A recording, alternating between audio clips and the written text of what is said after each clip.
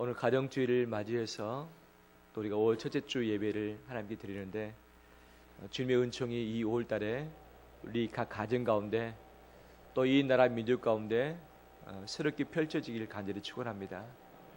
우리 소망이 오직 하나님께 있고 우리의 간절한 기대가 오직 하나님께만 있을 때 주님이 비로소 우리 가운데 구체적으로 역사를 하실 것입니다. 나라가 위기 가운데 있을 때에 나라뿐만 아니라 우리 각 단체들이 또 우리 각 가정들이 한국교회가 동일한 위기 가운데 있는 것을 봅니다.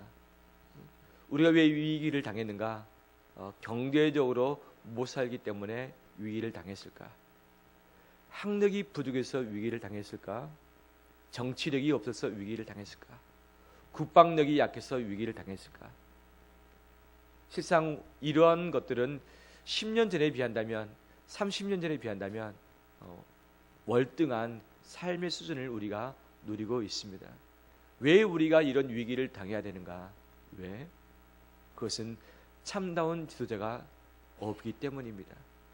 참다운 지도자가 있을 때에 이것도 부족하고 그것도 부족하고 이것도 잘 안 될지라도 그것을 감당할 수 있는 능력을 갖지만 이것도 있고 그것도 있고 저것도 있지만 이 모든 것을 아울러서 정말 생명을 살리는 그 부분에 힘쓸 수 있는 지혜의 자가 없다면 아무것도 아닌 것 아니겠습니까?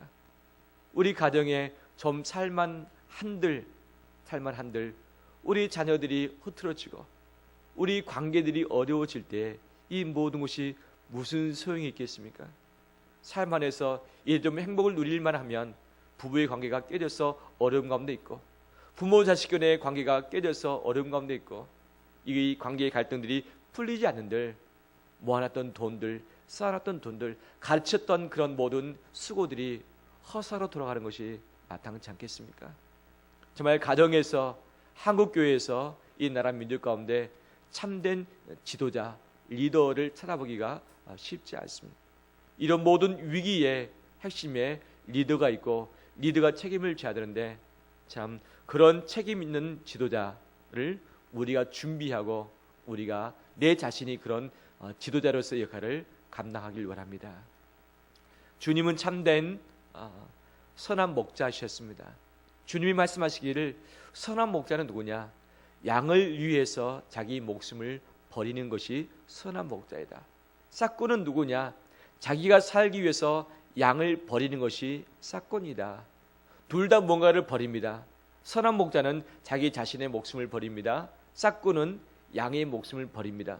둘 다 얻습니다. 선한 목자는 양의 생명을 얻습니다. 싹꾼은 자기 생명을 얻습니다.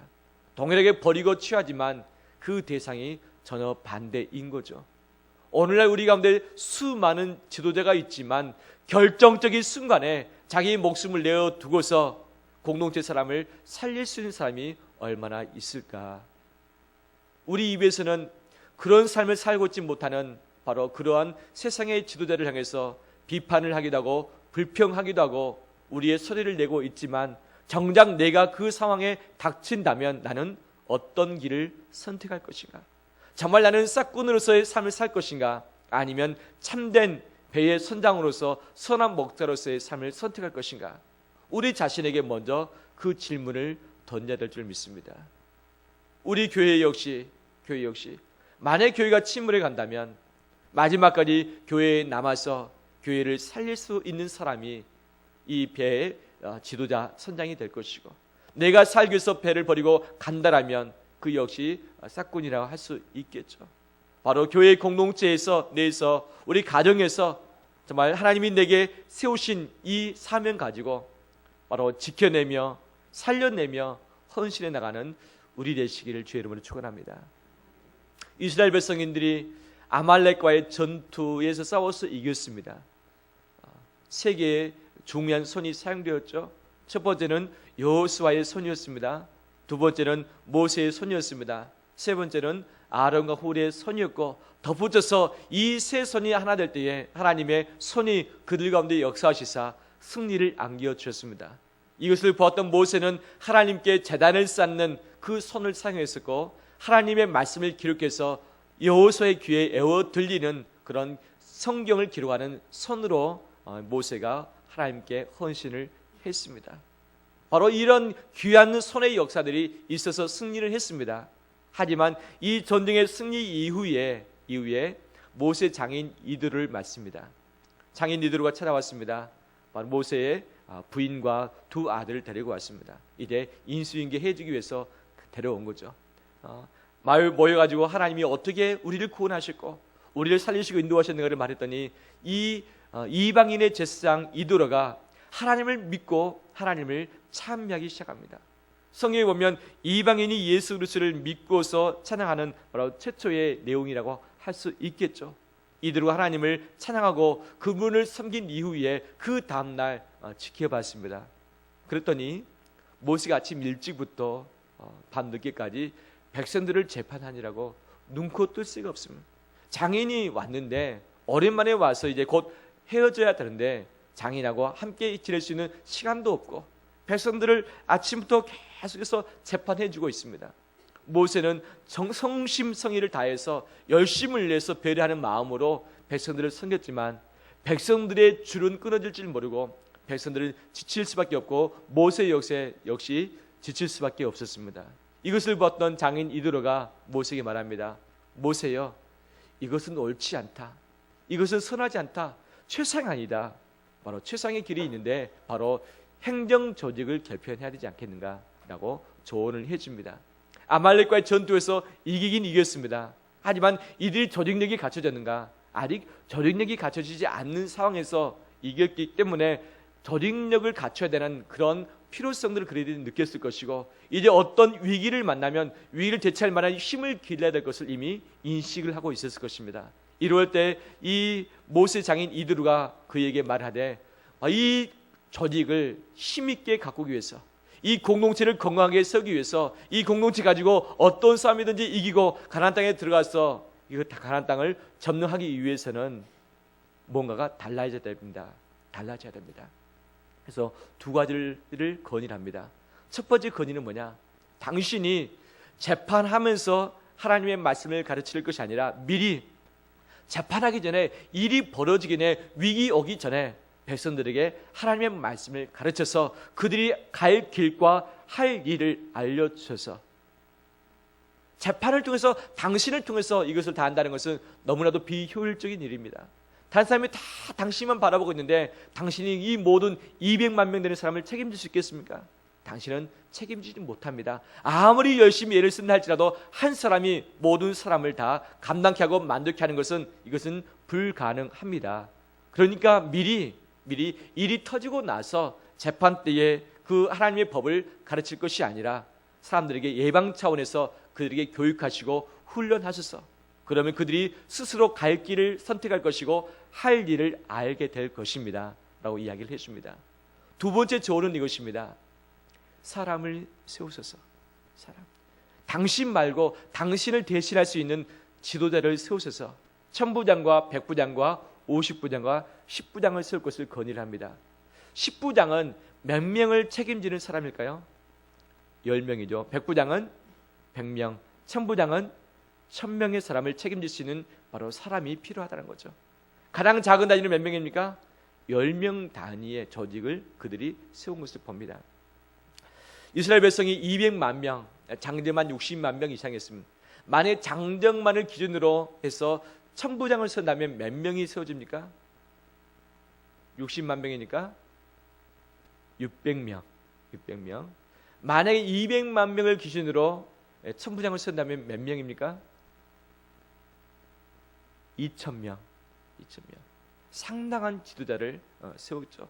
이 천부장 밑에 백부장이 있었고 백부장 밑에 50부장이 있었고 50부장 밑에 10부장이 있었던 거죠. 그 지도자의 숫자가 몇 명이나 될까요? 상당수 수십만 명이 지도자로 세웠던 겁니다. 200만 명이니까 그 중에 최소한 10분의 1이 리더로 세움을 받았던 거죠. 10분의 1이면 몇 명입니까? 20만 명. 상당한 수입니다. 왜냐하면 모세 혼자 이 백성을 이끌고 간다는 것은 쉽지 않은 것이기 때문에 그 해당 공동체의 10분의 1을 리더로 세워서 정말 헌신적으로 감당하고 모세를 대신해서 모든 사람을 케어하고 돌봐줄 사람을 세우라고 코치를 받았고, 모세는 이 장인의 코치를 가지고서 하나님께 응답받고서 이 일을 시행하면서 사람들을 세워나가는 것을 봅니다. 사람을 제대로 세우는 것이 필요한 거죠. 그러면 어떤 자격 조건을 가진 사람을 세울 것인가를 오늘 본문에서 이야기를 하고 있습니다. 21절 말씀을 같이 읽어볼까요? 21절 읽겠습니다. 너는 또 온 백성 가운데서 능력 있는 사람들 곧 하나님을 두려워하며 진실하며 불의한 이익을 미워하는 자를 살펴서 백성 위에 세워 천부장과 백부장과 50부장과 10부장을 삼아라고 하고 있죠. 백성 가운데 어떤 사람? 능력 있는 사람 세우라. 능력 있는 사람. 모세가 능력 있는 사람들을 세웠습니다. 오늘날 이 시대에 지금 2월 4일이면 또 선거가 다가옵니다. 능력 있는 사람을 세워서 우리를 섬기고 이 나라를 책임질 수 있는 사람을 우리가 세워야 될 줄 믿습니다. 이 땅에서의 능력 있는 사람은 어떤 사람일까? 우리가 우리 사회를 맞이하려고 하는데 능력 있는 사람 맞이하길 원하잖아요. 내 남편 능력 있는 사람, 바로 내 아내 능력 있는 아내를 맞이하길 원하는 마음들이 있습니다. 내 자식 능력 있는 사람으로 키우길 원하는 부분들이 있는 거죠. 어떤 사람이 능력 있는 사람일까요? 어떤 사람이 돈을 잘 벌고 돈을 가지고 있는 그 사람이 능력이 있다고 우리는 알고 있습니다. 그렇잖아요. 남자가 능력이 있어야 된다. 직장을 둬서 돈 잘 벌고 이 돈을 잘 쓸 수 있는 사람, 돈의 힘을 가지고 자기 자신과 가족을 지킬 수 있는 사람을 능력이 있다고 표현을 하고 있습니다. 이런 자들이 우리 가족, 우리 자녀들 되길 원합니다. 이 아멘 안 하십니까? 이 능력이 필요합니다. 반드시 필요합니다. 이 돈의 능력 하나님이 허락하신 자에게 주시는데 반드시 필요합니다. 또 세상은 어떤 것을 능력이 있는다라고 이야기를 하느냐? 권세를 가진 자를 능력이 있다 이야기를 합니다. 법에 있어서의 이 법조계에 있어서의 그런 권세를 가진 사람, 정치에 있어서의 능력 있는 사람, 군대에 있어서의 장군, 바로 권세 있는 사람을 능력이 있다고 가르칩니다. 그 권세가 있을 때에 자기 자신과 가족을 보호할 수 있고 이 공동체를 보호할 수 있기 때문에 그 힘 가지고 좌지우지할 수도 있겠고, 어떠한 요청사항이 있을지라도 그 요청을 바로바로 들어줄 수 있는 힘이 있기 때문에 능력이 있다고 이야기를 합니다. 또 어떤 사람이 능력이 있는가? 명예가 있는 사람이죠. 대학교의 교수, 바로 지식의 능력, 그다음에 명예의 능력이 있다고 이야기를 하면서 존경하고 있지 않습니까? 이 세상에서의 능력 있는 사람은 바로 돈이 있으며 권세가 있으며 명예가 있는 사람이죠. 바로 이 사람을 만날 때에 우리가 형편이 좀 나아지게 되어지고 우리가 보호받는 것 아니겠습니까? 우리 한국 사회에 돈 있는 사람, 권세 있는 사람, 명예 있는 사람 없습니까? 있습니까? 있죠. 수많은 사람들이 있는 거죠. 하지만 이들이 엄청나게 많이 있을지라도 우리 국가의 위기를 감당하고 있는가? 감당하고 있는가? 왜 이런 위기들이 생겼는가? 돈이 부족해서인가? 정치력이 부족해서인가? 어떤 지식이 부족해서인가? 학력이 부족해서인가? 기술력이 부족해서인가? 왜 우리는 침울해 갈 수밖에 없는 이 형편 가운데 놓여있고 왜 이 아픔을 함께 쓰다보면서 우리가 살아가야 되는가? 한국교회 역시 무엇이 부족해서 한국교회에 어려움들이 생기고 갈등이 생기면서 우리가 어렵게 되고 있습니까? 많은 교회들이 어려운 가운데 있지만 정말 우리가 정말 필요한 어떤 것이 부족해서 그렇지 않겠습니까? 바로 그 키가 무엇인가? 열쇠가 무엇인가? 그것은 사람인 줄 믿습니다. 이 세상을 제대로 섬길 수 있는 사람, 책임질 수 있는 사람, 자기 자신을 희생하면서도 정말 공동체를 선한 길로 이끌어줄 수 있는 그런 참된 지도자, 그들이 필요하다는 거죠. 앞으로도 우리나라가 당분간 이런 일들이 있을 때마다 허둥지둥 되면서 어려운 가운데 있을 수도 있을 것입니다. 왜냐? 이 세상을 책임질 만한 지도자가 준비되지 않았기 때문에 정말 위기가 있을 때마다, 어려움이 있을 때마다 이것을 타파하기보다는 이 위기를 감수하면서 쓴 열매를 먹을 수밖에 없을 것입니다. 한국교회 역시 정말 참된 지도자가 세워져야 되는데 그렇지 않았을 때 앞으로 역시 당분간 얼마나 될지 모르겠지만 어려움을 계속해서 더 극복을 해야만 하는데 당할 수밖에 없을 것입니다. 그러면 성경에서 말하는 능력 있는 사람은 누구인가?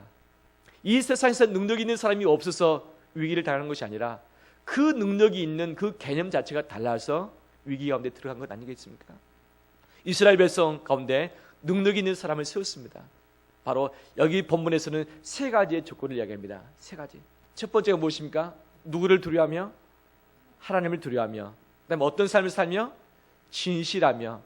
그다음에 더러운 이익을 어떻게 하며? 미워하는 자를 택해서 세우자라고 합니다.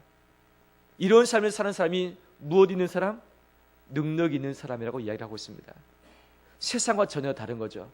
하나님을 두려워하는 사람이 능력 있는 사람, 진실된 삶을 사는 사람이 능력 있는 사람, 불의한 이익을 미워하는 사람이 능력 있는 사람인 줄 믿습니다. 그런데 이 세상은 이 세 가지의 삶을 사는 사람을 능력 없다고 치부해버리고 이런 사람은 이 세상에서 스스로 자기 자신을 보호하지 못할 거라고 이야기를 하고 있습니다. 진실한 사람을 찾고 있지만 정말 진실한 사람 만나면 그 사람은 무능한 사람으로 낙인 찍어버립니다. 순진한 사람이, 순수한 사람이 능력 있는 사람 맞습니까? 서로 매치가 됩니까? 이 세상은 순수하고 순진한 사람을 능력 있다고 잘 표현해 주지 않습니다. 진실은 무엇이죠? 순수하고 순진한 사람, 자기 말대로 사는 사람, 그 다음에 거짓을 멀리하는 사람, 꼼수 쓸 줄 모르는 사람, 계산치 않는 사람, 진리대로 사는 사람, 이 세상에 어떻게 살든 간에 하나님 말씀대로 이 법대로 살아가는 그 사람, 법대로 살면 손해본다고 말하고 있습니다. 법을 이용해서 법망을 벗어나야만 돈을 벌 수 있다고 가르쳐주고 있습니다. 법대로 살면 손해본다, 법대로 살면 부자 되지 못한다고 가르치면서 법대로 살지 않는 사람을 또 꾸짖고 있는 바로 이 이원론적인 모습들이 우리의 모습으로 이미 전락을 하고 말았습니다. 진실된 사람이 능력 있는 사람입니다. 거짓 없는 사람이 능력 있는 사람입니다. 말씀대로 진리 가운데 사는 사람이 능력 있는 사람입니다. 거짓말을 하지 않는 사람이 능력 있는 사람입니다. 누가 거짓말 하는가? 능력 없으니까 거짓말합니다. 왜? 거짓말해서 능력 얻어보려고. 세상 능력 있는 사람은 거짓말 할 이유가 있습니까? 없습니까? 없죠. 능력인데 왜 거짓말을 합니까? 거짓말을 안 해도 능력이 있는데. 능력 있는 사람은 진실한 사람입니다. 그 안에 하나님의 능력이 있기 때문에 거짓을 말하지 않고 진실을 말할 수 있습니다. 이것이 이 시대 가운데 우리의 능력으로 드러나기를 축원합니다. 하나님을 두려워하는 것이 능력입니다. 이 두렵다고 하는 이 단어를 다른 말로 한다면 하나님을 경외하는 삶일 것입니다. 경외하는 삶. 무엇인가? 사람 두려워하지 않고 하나님을 두려워한다는 거죠. 사람 눈치 보지 않고 하나님의 눈치를 보는 삶입니다. 이 세상 정치인들, 경제인들은 사람의 눈치를 봅니다. 표를 얻기 위해서 자기의 옳고 그름을 던져버리고 바로 표심을 따라서 공략을 붙들고서 앞길의 향방을 결정해 나갑니다. 그것이 옳은가 틀린가를 고민하기보다는 얼마나 많은 사람이 호응해주고 있고 여론에서 얼마나 우리를 밀어주고 있느냐에 따라서 그것을 결정하여 나가는 것이죠. 그렇지만 사람 자체가 공사중이고 죄인이고 연약한 자이기 때문에 여론 자체가 진리입니까? 아닙니다. 여론 자체가 우리가 충분히 이것을 수렴해야 되지만 여론 자체가 진리이지 않을 가능성이 많습니다. 하나님을 두려워하는 것에 정반대될 수도 있습니다. 사람의 눈치, 사람을 두려워할 것이 아니라 하나님을 제대로 두려워하는 그 사람이 능력 있는 사람임을 믿습니다. 우리 가정에서, 우리 직장에서, 사회에서 하나님을 철저히 두려워하고서 바로 나갈 때에 주님이 우리 가운데 능력도 함께 부여해 주실 줄 믿습니다. 하나님을 두려워할 때에 교만함의 병을 벗어날 수 있습니다. 사람들이 잘 되었을 때 왜 그것을 잘 유지하지 못하는가? 큰 기업의 총수가 됐는데 왜 그 기업이 제대로 오랫동안 가지 못하는가? 이 정치의 권력의 정점에 있는데 왜 그 정점에 있는 권력을 유지하지 못하는가? 무엇 때문입니까? 무엇 때문에 그들이 다 넘어집니까? 왜 정치인이 수명이 짧습니까? 비리 때문에 그렇죠. 왜 정치인들이 오랫동안 그 수장을 지내지 못하고 이 정치의 총수들 중에 감옥에 안 갔던 사람이 있습니까? 없습니까?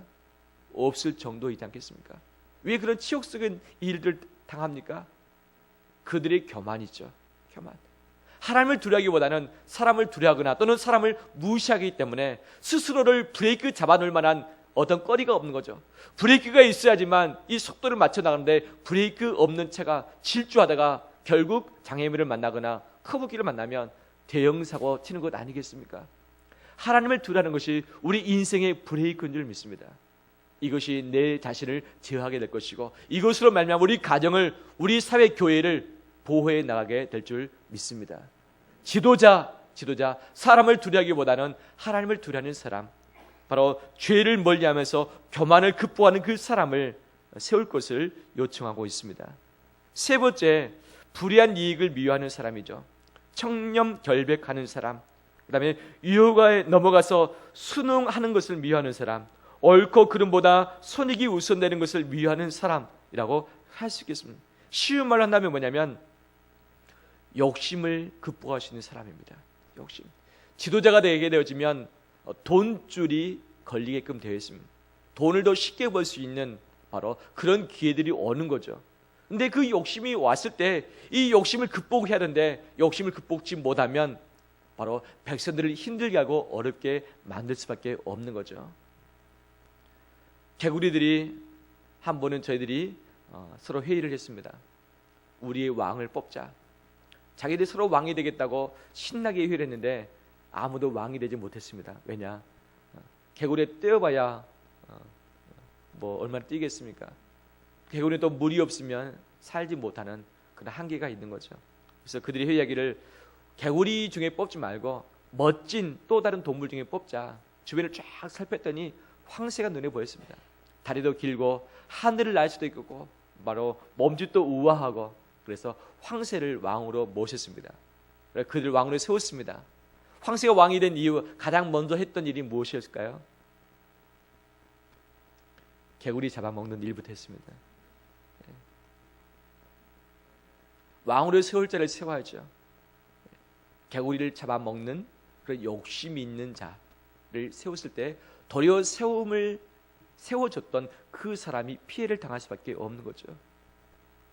지도자는 욕심을 버릴 줄 아는 사람, 욕심을 극복할 줄 아는 사람이 되어야 될 줄 믿습니다. 불의한 이익을 철저히 미워하지 않고서는 스스로의 욕심에 넘어져서 힘들어지는 거죠. 욕심이 장성한 즉 무엇을 낳고? 죄를 낳고 죄가 장성한 즉 사망을 낳느니라. 욕심을 제어하지 못하면 결국 죄를 짓고 죽음에 이르게 됩니다. 왜 이 나라가 침몰 가운데 나가게 되는가? 왜 우리가 침몰할 수밖에 없는가? 돈이 없기 때문입니까? 기술력이 없기 때문입니까? 학력이 없기 때문입니까? 욕심을 제어할 만한 장치가 없고 욕심을 제어할 만한 그런 마음이 없고 욕심을 제어할 만한 지도자가 없기 때문에 우리가 침몰할 수밖에 없습니다. 우리 자신 역시 공부의 욕심을 제어해야 될 것이고 돈 버는 것에 대한 욕심을 제어해야 될 것이고 우리 직장과 사업장에서의 욕심을 제어해야 될 줄 믿습니다. 이 욕심을 제어하지 않으면 죄를 짓기 십상이고 죄를 방치하게 되면 반드시 우리는 죽을 수밖에 없습니다. 내 삶에 있어서 욕심을 줄이는 우리 되길 바랍니다. 욕심을 철저하게 이것을 잘라버리고 깨트려버리고 잘못된 불의한 이익을 미워하는 우리 되길 바랍니다. 남을 속여서 내가 잘 되는 것, 이것은 욕심입니다. 내 입에서는 웃음이 나오는데 남의 입에서는 울음이 나온다. 이거 욕심입니다. 내 얼굴은 활짝 피어서 웃고 있는데 남의 얼굴에서는 눈물 쏟아내면서 울고 있다. 이것은 욕심인 거죠.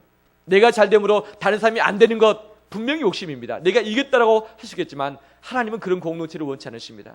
하나님은 함께 잘 살고 함께 하나 되어지고 죽더라도 같이 죽고 살더라도 같이 사는 그런 공동체를 원하는 것이지 나만 살고 너는 죽고 내가 성공하고 너는 실패하고 내가 부자되고 너는 가난하게 되는 것, 이것은 하나님이 원치 않은 공동체입니다.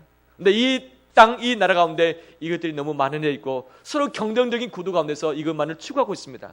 이것이 욕심이죠. 탐욕이죠. 탐욕은 우상 숭배라고 하면서 하나님이 정말 싫어하시는 내용 중에 하나입니다. 우리의 탐욕, 우리의 욕심을 제어하며 자중하는 우리 되길 바랍니다. 더 큰 것을 가지고 싶은 욕심, 더 높아지고 싶은 욕심, 더 넓어지고 싶은 욕심, 더 길어지고 싶은 이 욕심, 이것을 말씀의 앞에서 그다음에 기도하면서 이것을 눌러지지 않은 이상 우리 역시 죄 가운데 죽음 가운데 내몰릴 수밖에 없습니다. 이런 것을 제어하는 우리 되길 간절히 원합니다. 이 세상에 온전한 사람, 완벽한 사람은 없습니다. 아무도 없습니다. 이러한 능력 있는 사람, 이 사람의 역할은 백성들을 책임지는 자였습니다. 천부장은 1000명, 십부장은 10명. 어떤 사람이 더 좋을까요? 천부장이 좋을까요? 십부장이 좋을까요? 이왕이면 어떤 사람 되고 싶습니까? 천부장이 되고 싶죠. 하지만 천부장은 몇 명 책임져야 됩니까? 1000명 책임져야 됩니다. 십부장은 몇 명 책임지면 됩니까? 10명이죠. 몇 명 책임지길 원하십니까?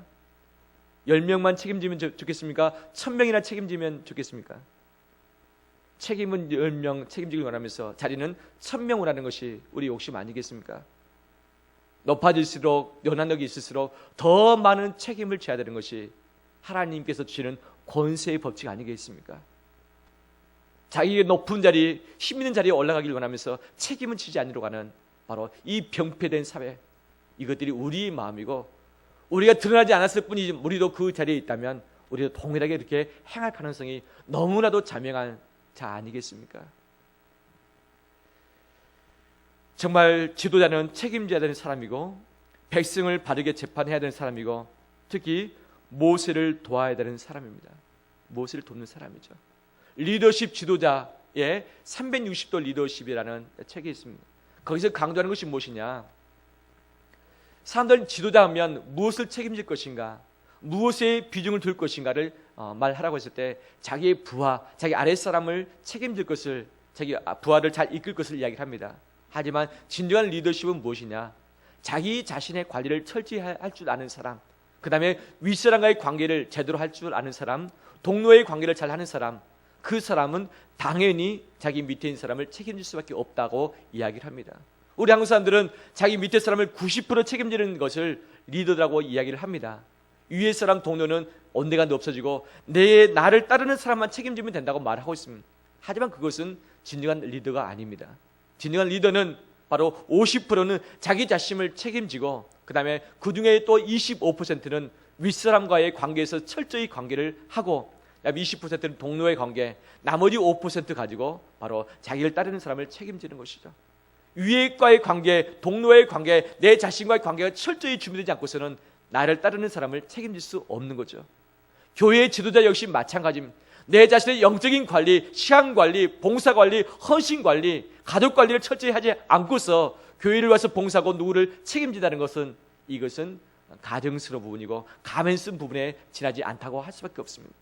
바로 내 자신을 철저히 하나님 앞에서 관리를 하고, 그다음에 내 가족 관리, 내 동료의 관계, 또 담임 목회자와 교육자와 당회원과의 관계를 잘 감당하는 사람이 리더십을 발휘해서 이 교회를 책임지고 나갈 수 있습니다. 이것은 성경의 원리이고 바로 하나님의 법칙인 줄 믿습니다. 이런 귀한 지도자가 우리 교회 가운데 세워지길 원하며, 우리 교회 가운데 훈련되어서 준비되길 원합니다. 우리 꿈남 학교들 가운데, 우리 자녀 손주 가운데 이런 세상을 책임질 수 있는 사람, 능력 있는 사람, 하나님의 교회에 쓰임받는 이런 자들이 훈련되어지며 준비되어지길 간절히 축원합니다. 또한 이 세상 가운데서 정말 이 세상을 이렇게 책임질 수 있는 사람, 책임질 수 있는 그 사람을 뽑아나가는 우리의 선거 문화가 되길 간절히 축원합니다. 기도하겠습니다.